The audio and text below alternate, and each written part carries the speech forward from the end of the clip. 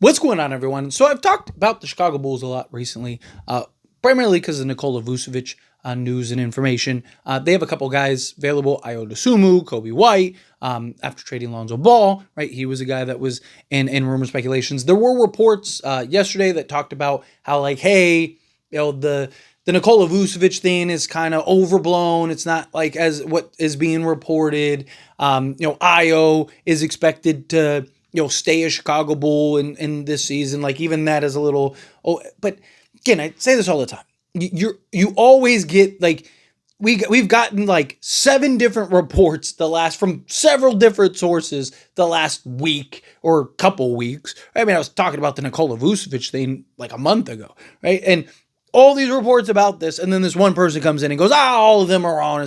It's just, again, it's all speculation. It's who's your favorite source, right? Whoever your favorite insider is, that's usually the one you're going to go with, right? So again, at the end of the day, it's all speculation. It's all just rumor. That's why I talk about it all the time, right? It's take all of it with a grain of salt, because till something actually happens, nothing is confirmed. Nothing is concrete. I mean, we have seen things be reported. Boom. I mean, Mark Williams, Lakers even put out a whole welcome thing and, congratulations to Mark Williams joining the Lakers and blah, blah, blah, blah, blah.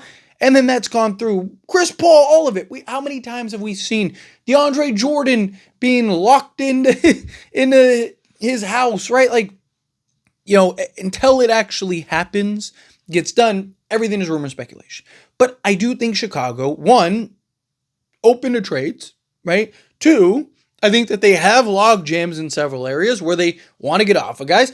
There were reports that Lonzo Ball, Ayo, Kobe White, and those guys were all available for trade, and then Lonzo got traded, right? So, like, I would assume that if a report with several guys all are involved and one of those guys end up getting traded, that means they're all available, right? And it wasn't like one of those things where it's like they only want to trade one of each. It was like, no, they're shopping essentially all, because they got to pay Josh Giddey, right? They have, several guys that can come in, play, and step the role. I don't know if they'll trade all of them necessarily, but Ayo seems to be the most likely, seems to be the most, obtainable kind of guard in that rotation. And point is, I keep looking at Chicago, keep thinking about Chicago, keep hearing Chicago's name, all that stuff. They helped us get a Dude Thero, right? So thank you, Chicago. But I think they're a team that genuinely solves and helps a lot of needs. Even recently talked about maybe even looking to trade for Nikola Vucevic, right? In like a salary dump clearing thing, to where if you can get an Ayo Dosunmu or get a Patrick Williams or a Jalen Smith or any combination, maybe 2 or 3, maybe you're doing a big swing trade and you're getting, sending out Kleba and Rui and, Connect and Gabe Vincent, and then bringing in, a Nikola Vucevic, a Ayo Dosunmu, and a Jalen Smith, and you're solving kind of 3 players, but you're also opening up roster spots so you can go and bring in a couple other guys, right? Like, get creative. You could use Chicago as this hub to get creative, I think. And they have several guys that make a ton of sense for this Lakers team to kind of fill some of that, of just the youth, the athleticism, the versatility, the defense, right? Guys that can play multiple positions, do multiple things out there. I'd love to see the Lakers kind of, at least do your due diligence.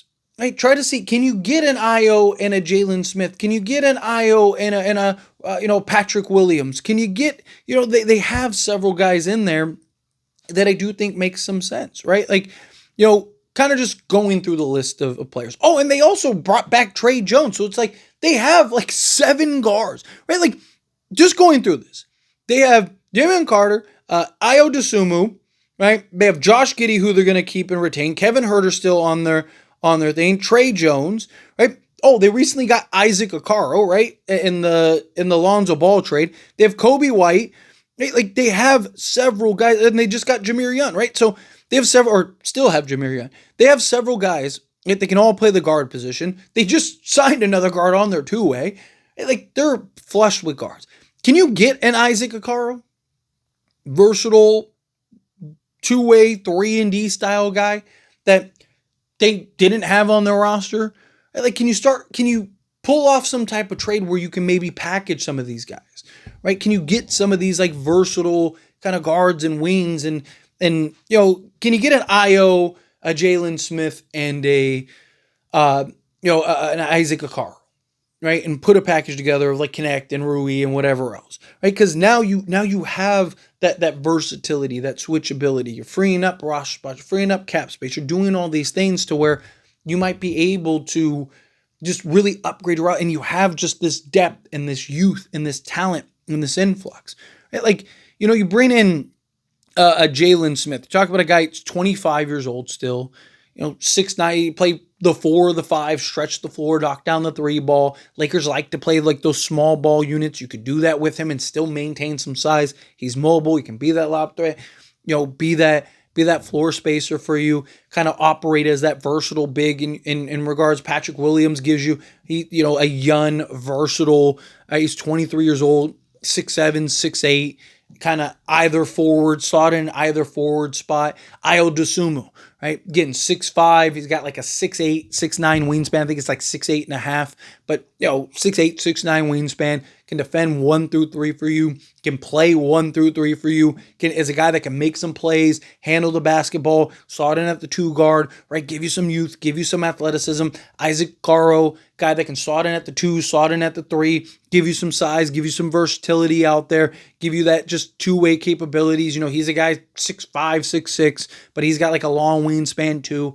3-point shooter. He's young as well.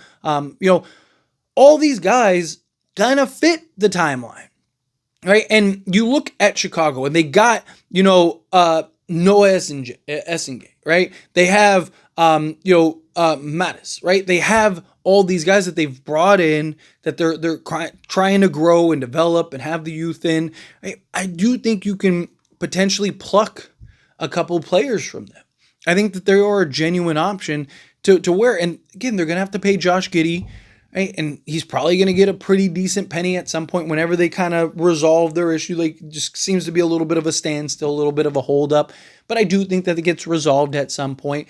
Right? And then after you pay Josh Giddey, you're going to have to start paying other guys. Right? Ayo, you're going to have to pay Ayo. Right? Like, now look, for being honest, Chicago isn't the best at making decisions, right? I mean, they should have blown up this team and traded Nikola Vucevic years ago. I mean, they were even getting offers for like second-round picks as recent as the trade deadline, and we're turning it down. And now, look, now they might end up having to buy him out. So, look, most teams you can make the argument for of like, is this team really going to want to lose this guy for nothing? Most teams, the answer is no, right? They'd rather get something than nothing, right? Especially if there's somebody that's not part of their plans or they want to get off of or whatever, right? Usually that's how that goes. Again, usually that's how that goes. With Chicago, we've seen them just lose guys for nothing and trade guys too late. Like DeMar DeRozan. There was a point in time where the Lakers were so desperate, they probably would have sold the farm to go get DeMar DeRozan. Right? And Chicago was like, nah, we're good. Right? Or Zach LaVine. They were even interested in trading for Zach LaVine. And they're like, nah, we're not interested. Like, it just, again, you had several opportunities to do that and pull that off. So maybe it's something, fingers crossed, where they've learned from their past mistakes and are willing to get some assets and get some players and kind of consolidate guys and, let's take 2 6'5" guys and turn them into, a Rui or something like that for us. And it's like, for us, it makes sense because you got youth, you got athleticism, right? They're younger, they're guys that can play multiple positions, do multiple things out there, particularly play defense, right? That would be the big key. I've talked about this before. It's easiest to kind of just do one trade than several minor trades, right? And look, maybe that's why you see a lot of teams try to like loop other teams into like a 3-team deal because it's easier, right? If you can come to an agreement, that is, right? But because the problem is usually you get all these, you try to do this trade, but team A wants what team B wants, but you can't trade, connect to both guys, right? Like, so you just kind of work it together to where maybe you're not landing 3 guys from Chicago, maybe you're landing 2 out of 3 guys, but you're landing another guy from someone else, and Patrick Williams is going over here, and Dalton Connect is going over here, and you could get creative, expand some trades, do some creative stuff, but it's easier to kind of solve and just do everything in one swoop and find that team, Right? It's why I like the idea of like a Portland trade, because it's like you can solve potentially, if they're healthy, like two big needs all in one swoop, rather than like, okay, let's go trade for Robert Williams and then go trade for, this guy over here. It's hard, right? But if you can kind of like identify, hey, we want these three guys. We want Isaac Okaro, we want Ayo Dosunmu, and we want Jalen Smith. Three guys that would make sense for you to get off of. What do you want? What do you need? Let's start. Dalton Connect, a first, right? Pick swap, whatever. But it's like you just brought in three guys that are young enough and fit the timeline and are in the range and whatnot.